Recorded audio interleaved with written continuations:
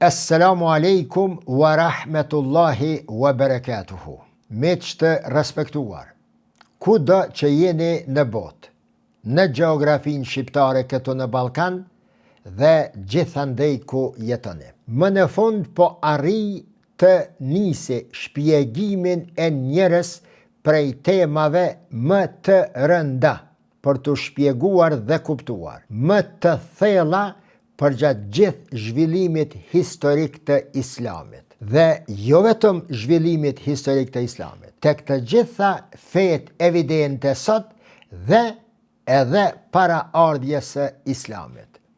Fjala është për tasavvufin, misticizmin. Land kjo, temë kjo, e cila ka shkaktuar divergjenca të mëdha, jo vetëm në botën islame, mbas edhe konflikte serioze në hemisferën islame që nga koha e sahabëve e deri në këtë momente kur po flasim. Për shkak them se është tema më e thellë dhe më e rëndë, për shkak se është temë e cila ka të bëjë me spiritualitetin, me spiritualizmin, me shpirtërorën, me atë që quhet ruhanije në islam. Prandaj, shpjegimi i kësaj teme, vetëm me terme të caktuara si shpjegohet një shkencë, është shpjegim i mangët, mos të them karikatur. Për shkak se bërumin e ka të tillë, edhe terminologjit janë paksa më të rënda për të kuptuar nga njerëzit të cilët janë të ndarë nga jeta spirituale. Ka shumë njerëz të cilët nuk e pranojnë atë segment të jetës mbase edhe brenda islamit, por që është prezent. Tasavvufi, si i tillë që është, që ka dhënë shumë shoqërisë muslimane, por edhe që i ka shkaktuar probleme të mëdha, është lëndë studimore që studiohet nëpër universitetet më të njohura të botës islame, që është lëndë studimore që studiohet nëpër katedrat të njohura të filozofisë dhe të tjera edhe nëpër universitetet më të njohura të botës perëndimore. Dhe çuditërisht, tasavvufi, për dallim nga e gjithë bota islame, më duket vetëm tek ne shqiptarët, nuk është pjesë e lëndë e medreseve tona, nëse nuk gabohem. Aq më tragjike, tasavvufi nuk është lëndë studimore në programin akademik të Fakultetit të Studimeve Islame në Prishtinë. Edhe për shkak të qasjeve të gabueshme të dietarëve tanë, të hoxhallarëve tanë që e kanë ndaj tasavvufit, duke e trajtuar si diçka haram, kufër, shirk, rafidije dhe me përfundu temën, e kjo tregon nivelin shumë të kufizum, të njohurive të rreth një çështje shumë delikate në islam, rreth një çështjeve që është prezente dasht e padasht e jetës së muslimanëve që nga koha kur ka jetuar pejgamberi jon alayhi salatu wasalam dhe është deri në ditët e tanishme. Andaj nuk është e çuditshme, sikur në arkipelagun Malaj, sikur në Indi, në Pakistan, në Turqi, në Egjipt, në Tunizi, në Libi, në Azhar si universitet, në Maroko, të jetë prezente kjo landë nëpër universitetet islame. Nëse ende nuk është, do të duhej të futej në sistemin e Fakultetit të Studimeve Islame në Kosovë dhe të fakulteteve tjera islame, shkollave islame gjithandej në hapësirën shqiptare. Sido që të jetë, për shkak se ka të bëjë me spiritualitetin, me anën shpirtërore, unë këtu dua që ta nisi trajtimin e kësaj teme, disi pak në mënyrë më të përgjithësuar nga jashtë, më pastaj duke folur në mënyrë konkrete nga emërtimi, nga datat, nga emrat, nga temat, nga rrafshet të cilat i prek tasavvufi. E kam shpjeguar edhe më parë një herë, se dituria në islam është dy lloje. Ajo që jepet njeriut nga Allahu me vullnetin e pavarur të Zotit, të Allahut, dhe lloji i dytë i diturisë është ajo që përfitohet nëpërmes metodave, përpjekjeve, hulumtimeve racionale të bazuara në përvoja, në empirika dhe në vëzhgime të jashtme ndaj entiteteve të cilat i studiojmë. Pra, pas ka një lloj diturie, sipas Islamit, dhe këtë askush nuk mund të kontestoj, që po ju dhoka nga Zoti bazuar vetëm në vullnetin e Allahut. Ky lloj i diturisë, që në Islam quhet ma'arife, është i arritshëm për njeriu vetëm nëpërmes akteve të adhurimit dhe të përkushtimit shumë serioz ndaj Zotit, që quhet ibadet, që varësisht nga mëshira e Zotit dhe fuqia e brendshme e njeriut e krijuar nga Zoti, pikërisht për të arritur këtë lloj të diturisë, këtë dituri njeriu e arrin nëpërmes rrugëve spirituale, shpirtnore, larg botës materiale dhe arrihet tek ajo vetëm nëpërmes asaj që quhet në gjuhën arabe el hatsu, apo intuites. Një, nëpërmes shijimit shpirtëror, dhuk. Dy, dhe nëpërmes zbulesës para vizionit shpirtnor që në arabisht quhet keshf. Pra, edhe ma'arife, edhe dhuk, edhe keshf janë terme të njohura në historinë islame dhe janë terme bazike të cilat përdoren edhe në tasavvuf. Ky lloj i diturisë, Islami e njeh si ma'arife, njohje për dallim nga termi tjetër në lidhje me diturin që quhet ilm. Ilmi, dituria e llojit të dytë, pra është ajo e cila arrihet nëpërmes observimit, studimit, trajtimit, analizës, sintezës, eksperimentimit të botës materiale të cilën e kemi. Duke ju bërë me dije se ky lloj i dytë i diturisë, sado që është i thellë, gjithnjë mbetet vetëm brenda suazave materiale. Shkenca, cila do shkencë evidente sot në botë, pa marrë parasysh thellësitë e pafundta ku ka arrit, mbetet gjithnjë brenda përmasave vetëm fizike, materiale. Pa njohjen shpirtnore, pa u lëshuar në mënyrën e dytë të njohjes, marife, që është njohja spirituale, njohja në përgjithësi mbetet e mangët. Përse?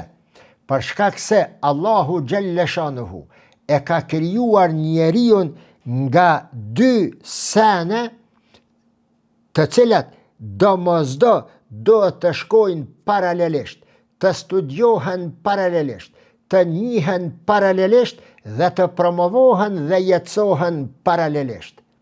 Një është shpirti, që nuk është i krijuar, por i dhuruar nga Zoti, dhe dy, që është pjesa fizike, fizikumi, ajo pjesa materiale e njeriut, mishi, koci, i cili është i krijuar, pjesë kjo e krijuar nga Allahu.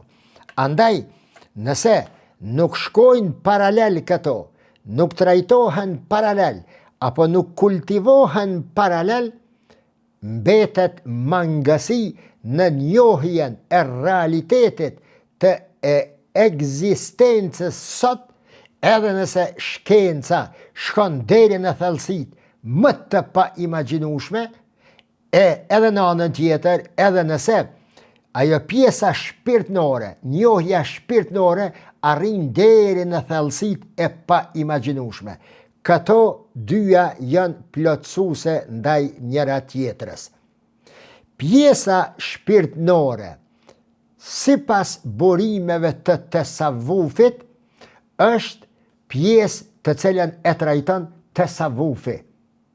Ndërsa pjesa tjetër materiale në shkencat islame është hapësira ku lundrojnë, hulumtojnë shkencat të caktuara si akaidi, fikhu, tefsiri, apo jashtë atyre klasike islame që janë kimia, mjekësia, astronomia, historia, sociologjia dhe të ngjashme. Duke ju bërë me dije, mos të harroj. Një gjë të cilën qoftë edhe ne të cilët e spjegojmë islamin, gabojmë ka njëherë në terminologji. Themi për shembull islami dhe shkenca. Çfarë dallimi kanë, ku pajtohen, ku ndahen? Meq, ju që po më dëgjoni dhe po i përcjellni këto ligjërata, këto video. Në islam nuk ekziston diçka që quhet islami dhe shkenca. Në islam shkenca nuk ndahet nga islami, sepse islami është sistem jete, është rend shoqëror që përfshin të gjitha porët e jetës së njeriut.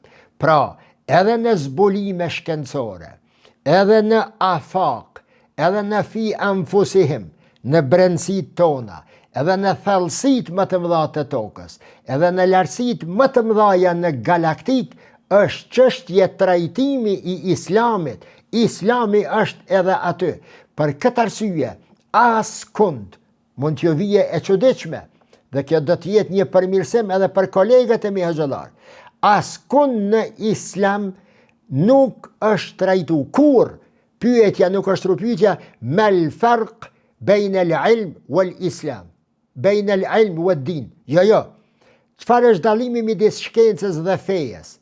Në islam s'ka, në historinë islame nuk ka diçka të ngjashme. Në islam, në terminologjinë islame, në libra, në studime islame, në vokabularin e dietarëve islam, ekziston diçka që quhet el-ulum ad-diniyya, shkencat fetare, el-ilmu fizia për shembull, shkenca e fizikës, el-ilmu lugha, shkenca e gjuhës, el-ilmu kimia, shkenca e kimisë. Pra, fjala shkencë është pjesë e pandashme e asaj që është fe. Tek ne, mbaj mend, sa kam qenë nxënës në medrese, në mënyrë të pavetdijshme, unë e di se kjo s'është bërë qëllimshëm, për shembull, historisë islame, landës e historisë islame, ose në orën e tretë mësimit kemi histori islame, ndërsa jo historia tjetër e quanim historia shkencore. Historia islame, historia shkencore.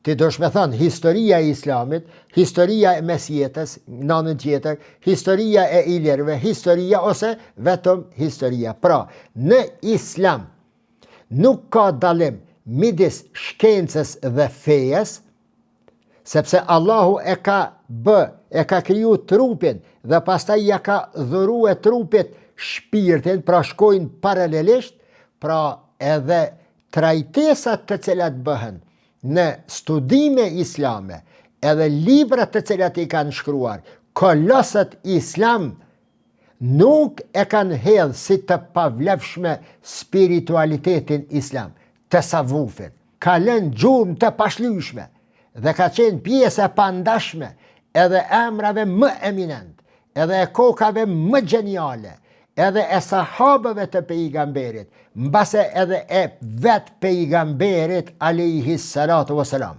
Por, keni kujdes, përderisa i shpjegoj këto gjëra, mos mi merrni këto si tablo, si u tha qështu, pa u ndal mirë me kuptue deri në përfundimin e trajtesës këto. Nuk jam të e shpjegue këto, sot e tutje, tasavvufin me terminologjit e tasavvufit të sotshëm, që është ndruar në një karikatur e shëmtuar e tasavvufit të vërtet, i cili ka qenë prezent edhe në kohën e pejgamberit, Fjallën e kam për atë botën shpirtnore, për atë ndjesien shpirtnore, ruhanije, për atë spiritualitetin që e ka përcjell njeriun e parë në Islam, Muhammedin alayhi salatu wasalam, njeriun e parë në kuptimin pas ardhjes së edicionit të fundit, që është Kurani, se njeriu i parë dhe pejgamberi i parë e dimi se është Ademi alayhis salam.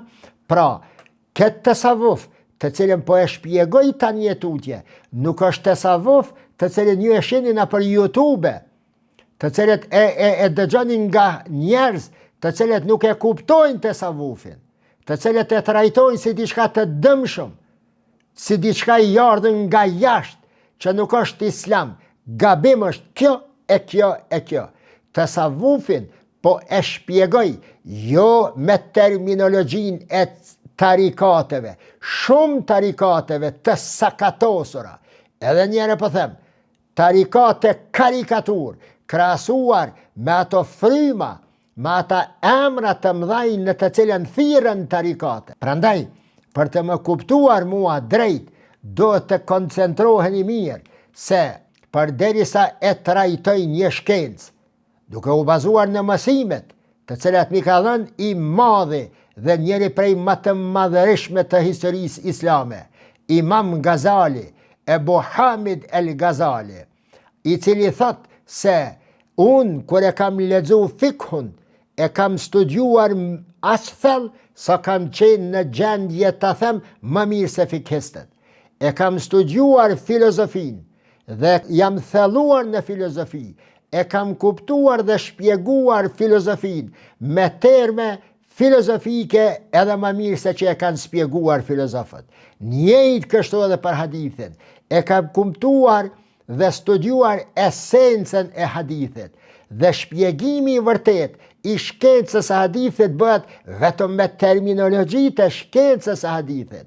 Siç nuk mund ta shpjegosh biologjin apo sociologjin me terme të kimisë, njëjtë kështu nuk mund ta shpjegosh tasavvufin me terme të shkencave të tjera. Nuk mund ta kuptosh tasavvufin pa u thelluar në burimet kryesore të shkruara nga mendimtarët e mëdhej, nga dietarët, nga kolosët e Islamit, të cilët një numër i madh, shumë i madh i tyre, për sistem të jetës së tyre e kam pas tasavvufin. Jo këtë tasavvuf të cilin ne sot e shohim në shumë tarikate në botë, të cilët e kanë shumtuar. Prandaj, për me e kuptue drejt atë që e shpjegoj, dijeni se unë një shkencë kur e trajtoj, një temë kur e trajtoj me terminologjin për kacët e asaj teme.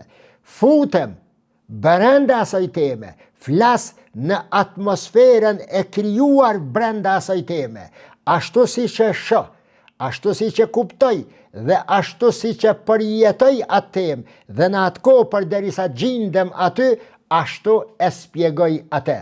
Kur dal nga aty dhe vazhdoj me ndonjë temë tjetër, me ndonjë shkencë tjetër, mundohem për atë së mundem, se po i bjen një krahasim i imi këtu me Gazaliun, të cilën e shpjegova. Jo, unë jam sa një pikë e ujit në oqeanin e pafund në krahasim me Gazaliun. Jam ende një student. E studenti thuhet njeriu që studion. Jam një nxënës.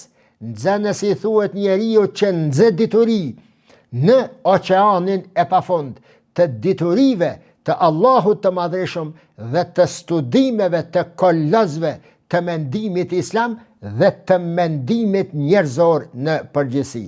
Pra, shpjegimi real është kur ti e shpjegon me terme origjinale, bazuar në këtë. Tasavvufi nuk është pra ashtu siç e dëgjojmë tek ne shqiptarët.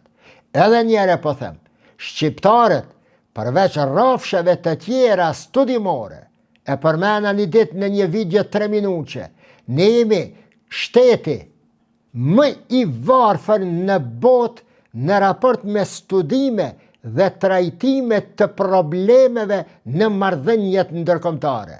A mund të besoni se nuk kemi asnjë studius të rregullt, nuk kemi asnjë opinionist të rregullt që ungjët dhe shkruan një herë në javë për një problem serioz që ndodh në ndonjë vend. Njëjtë kështu pra, dua të them se edhe njerëzit të cilët nuk e trajtojnë një çështje mirë dhe nuk flasin si duhet me terminologjinë e saj, duke studiuar atë, duke thënë për tasavvufin se është haram, se sufisti është haram, se është bidat, duke u bazuar vetëm në një grush dietarësh, një 4-5, të cilët e shohin tasavvufin si diçka të ardhur nga jashtë, si diçka bidat, si diçka shirk e të ngjashme.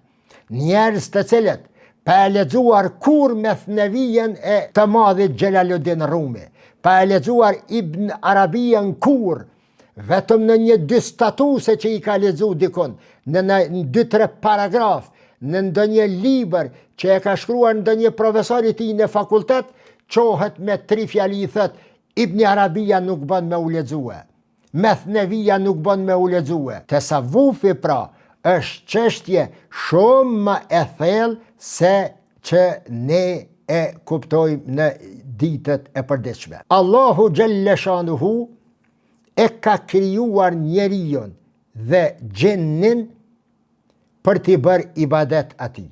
Wama khalaqtul jinna wal insa illa liya'budun. Nga perspektiva e fikhut, ibade, nuk e kam krijuar, do të thotë, e kam krijuar njeriu dhe gjennin vetëm që të më adhurojnë. Illa, do të thonë për asgjë tjetër, posa që të më adhurojnë.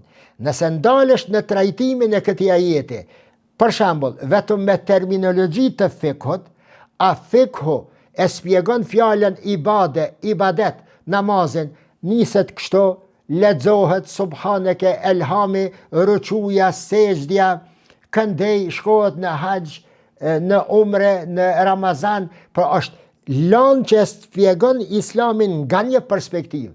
Nëse fjalën ibade e spjegojmë pra vetëm nga perspektiva e fikut, i bie se ne qenë kishim i krijuar vetëm me i fal 5 vakte të namazit, vetëm me i bua të 5 shartet e islamit, e që 5 shartet e islamit në fakt nuk do të kuptuar islamin të përkufizoj vetëm në 5 shtylla. Jo, hadithi do të kuptuar drejt, do të kuptuar edhe ana ezoterike, ana e brendshme, spiritualiteti i fjalës illa liya'budun. Në tasavvuf, fjala ibade përkthehet në kuptimin e ihsanit. El ihsan pra, sipas tasavvufit, është niveli më i lartë që mund të arrijë një njeri. Ku e bazojnë këtë sofistët?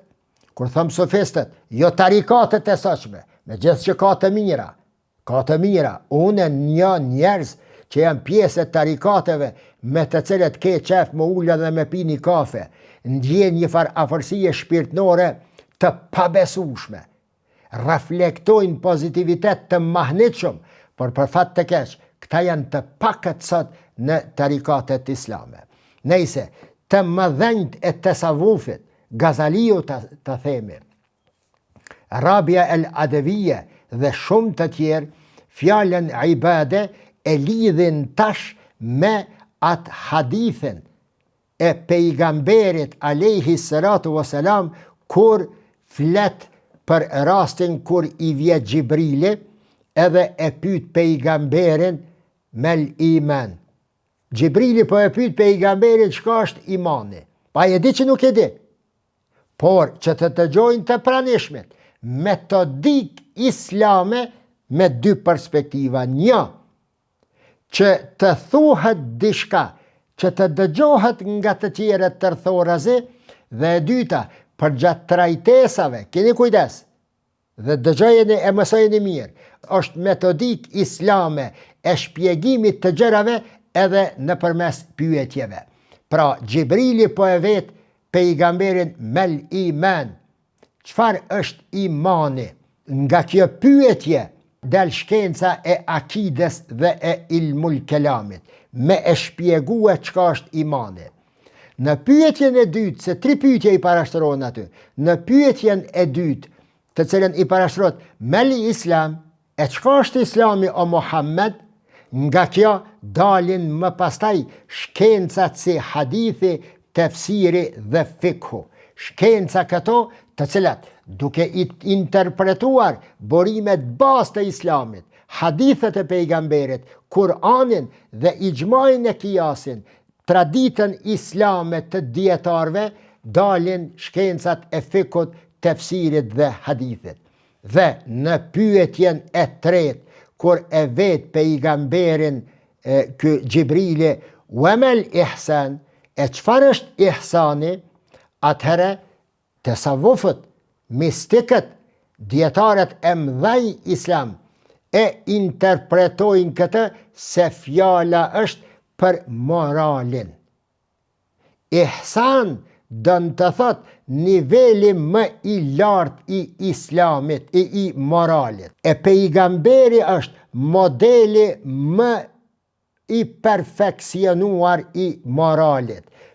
Allahu thot, "Inneke le'ala khuluqin adhim", ti je në majën e piramides së asaj që quhet e moralshme. Ti je modeli më i mirë i një njeriu të moralshëm. Këtë sekuencë pra, tasavvufi e merr se është fjala për moralin. Dhe thonë, morali kur nuk mund të perfeksionohet vetëm nëpërmes shpjegimit të tefsirit, apo mësimit të hadithit, apo mësimit të fikhut, apo të kimisë, apo të akaidit, apo të ilmul kelamit. Jo. Këto shkenca në përgjithësi ty ta mësojnë raportin tën me botën e jashtme, e cila të rrethon, me botën materiale. Ndërsa ajo që të bën ty të moralshëm është fisnikrimi i zemrës sot, pastrimi i zemrës sot, tërheqja nga çdo gjë që është e ndaluar sipas islamit. Morali në fakt është fikhu i brendshëm i besimtarit. Dhe shkenca e cila e studion moralin, e promovon moralin, e cila të largon nga të këqijat, të udhëzon, të shndrit, të krasit nga ato të cilat mund të pengojnë tyje, në tasavvuf quhet fikhu i brendshëm. Tasavvufi pra është ajo pjesa e cila njeriut ja mëson pastrimin e zemrës. Prandaj miq, duke dashur me e përfundu këtë temë dhe për të vazhduar në temën tjetër. Tasavvufi, çka është tasavvufi? Çka është një dervish? Çka është një murshid? Çka është një murid? Këtë thirren disa krejt, ata shka merren me unë jam murid, unë jam murshid, ky është dervish, ky është sheh. Nëse doni me e ditën saksisht se cili është i mirë aty, veç çfarë dhe çfarë punon. Nëse pe alkohol, ai s'ka të bëj me Nakshibendin, as me Mevlevin, as me Rifain, as me Helvetin, as me asnjë tarikat. Ajo mashtrues, perfid, ai nëpërmes fjalës tarikat dhe tarikatit dëshiron të arrijë në qëllime të ulta, të poshtra të tij. Njeriu i cili e njeh veten për mutasawwif, ose sufi, ose sufist, nuk guxon me pi alkool, nuk guxon me bë haram, nuk guxon me shpif, nuk guxon me i bë dame shoshnis, nuk guxon me i bë dame vllaut të tij. Përkundërse, një ashtu siç porosit pejgamberi alayhi salatu wasalam. Përderisa ti nuk ja do edhe vllaut atë të mirë të cilën e do për vete, ti nuk je në mesin ton, ti nuk i takon zymretit ton, ti nuk i takon ymmetit ton. Besimtari i vërtet, pra sufisti i vërtet, nuk guxon të gjendet në harame. Prandaj, çdo njeri brenda tarikateve, të cilët e shihni duke bë diçka që nuk e ka bë pejgamberi, që e ka ndaluar pejgamberi, që e bën ndryshe nga ajo që e ka thonë pejgamberi, e ka bë pejgamberi, dine se nuk është sufist, dine se është mashtrues. Dhe këta njerëz pra e kanë qitë në hije tasavvufin e vërtet. Dhe sot tasavvufi ka ardhur në këtë gjendje ku është. Atakohet nga ata të cilët nuk e njohin dhe dëmkosen nga ata të cilët thirrën në të. Për fund, tasavvufi ka kaluar në për 4 periudha kryesore, që do t'i spjegoj në videon e radhës. Koha e zohdit, atëherë kur fryma e zohdit, fryma askete, jo tërheqja e botës nga bota, po fryma e islamit, që nuk i kalon njerëzit të harrojnë pjesën shpirtnore, të harrojnë ahiretin, po janë marrë vetëm me pjesët materialistike, si që është çorodit njerëzimi i sotshëm. Ti sot ki vlerë veç sa ki pare, veç sa je i pasun, veç çfarë pozite ki në shoqni, për aq ki vlerë, por jo islami këto nuk e thot. Islami vlerën më të madhe ja jep njeriut njeriut illa bit takwa, njeriut të devotshëm. Pra, ky njeri i cili zohdin e kohës e pejgamberit, mosdhënien e tepërt ndaj botës dhe harrimi i ahiretit e ka për sistem të vetin. Periudha e dytë e tasavvufit është periudha kur fillojnë të shkruhen librat e para në tasavvuf dhe shpjegohen nëpërmes emrave të njohur të islamit. Fillojnë divergjencat këto. Periudha e tretë të tasavvufit është periudha e tarikateve, të cilat lindin si rezultat i librave të shkruar nga emrat apo autorët e tyre.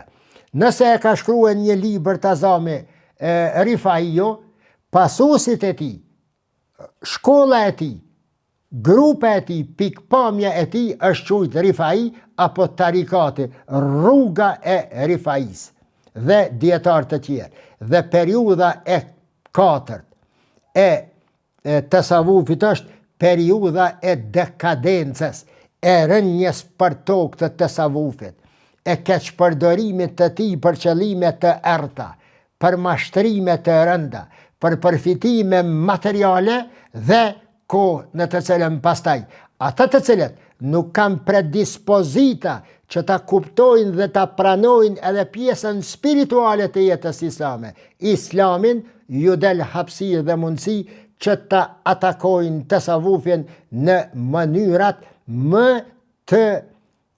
më pa dinjitoze, që nuk do të duhej të flisnin aty.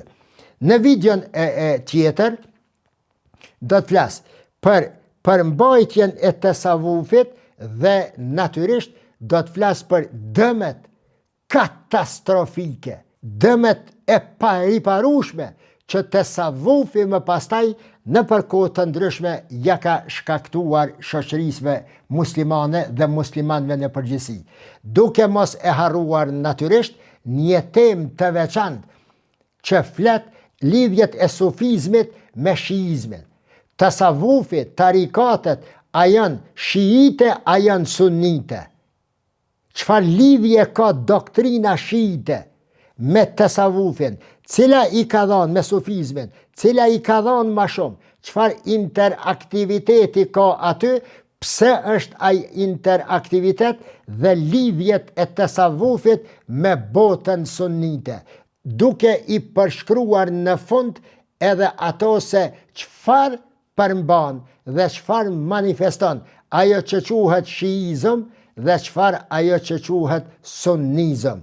A kanë qenë katastrofa këto, tragjedi që fillon të ndahet shoqëria muslimane në këto dy grupe, apo janë realitete të patjetërsueshme, që s'ka pas çare pa qenë e tillë, apo e treta i kanë shkaktuar dëme të mëdha dhe konsiderohen për kancer të islamit dhe të muslimanëve.